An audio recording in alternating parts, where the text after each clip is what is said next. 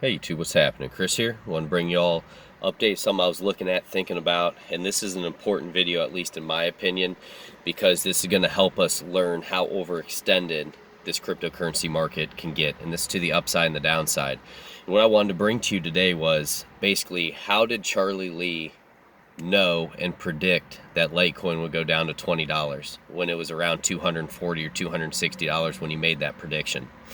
And what he said was, don't invest in Litecoin unless you're ready for it to go down to $20. And it ended up going, I think $22 was the lowest it ended up going, guys.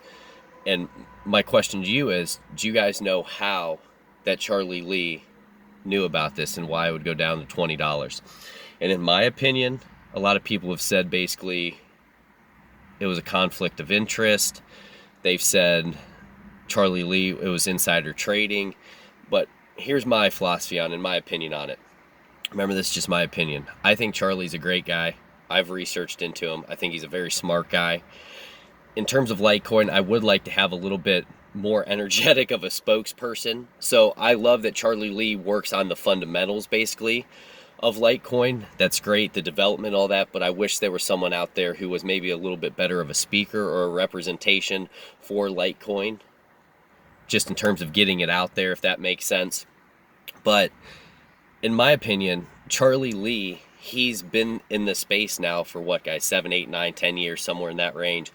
And with that, you learn so much. Just think about how much we've learned from this past bear market that we had. All the different things that we studied and learned about. I mean, it's just been amazing. But what Charlie Lee has seen before, he saw the last market cycle where Litecoin was basically pennies and it went up to like $43, $42.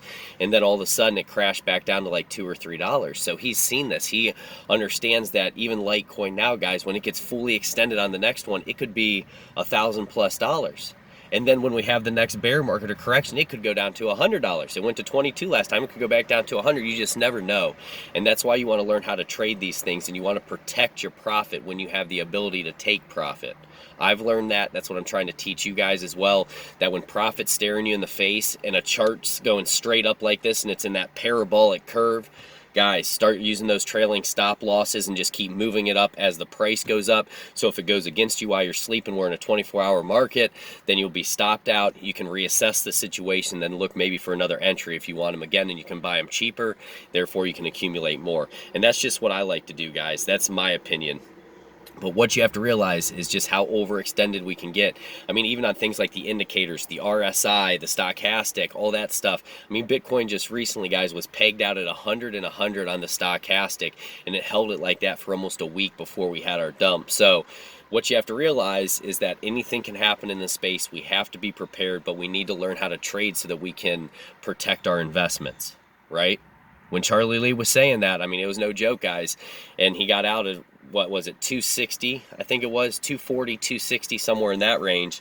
And that's when he put out the tweet basically saying, if you're not prepared for it to go down to 20, don't invest in it. But think of what Charlie Lee could have done. Selling at where he sold, around 260 or so. You guys can look it up. It's 240, 260, 280, somewhere in there. He would have had the ability, because he knew this was coming or assumed it was coming. He could have been buying Litecoin after he sold for 260 for $50, $40, $20. Think how much more Litecoin he could have accumulated. Now, obviously, he didn't want to do that because he didn't want to, look like he was doing that to the market or whatnot. That was one of the main things he said. He didn't want to sell high and then buy back in low. He was basically just selling and saying, hey, you know what, I'm out of the holding for now. He said it was a conflict of interest, so he can continue on with the business. I'll take his word for that.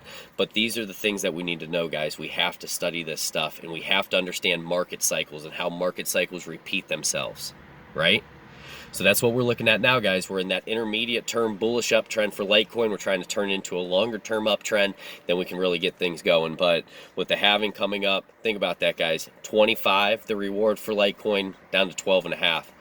How deflationary this currency is. That's what I love about it so much. That's why I'm in this space. So just wanted to bring you a quick one here, guys. God bless each and every one of you. Like, subscribe. Let me know down below what you think about that. Do you think it was just purely insider trading? Charlie knew what was going to happen. Do you feel like he knew because of market cycles? Or do you think anything else besides that? Leave it down low, guys. Just want to bring you a fast one here. God bless each and every one of you.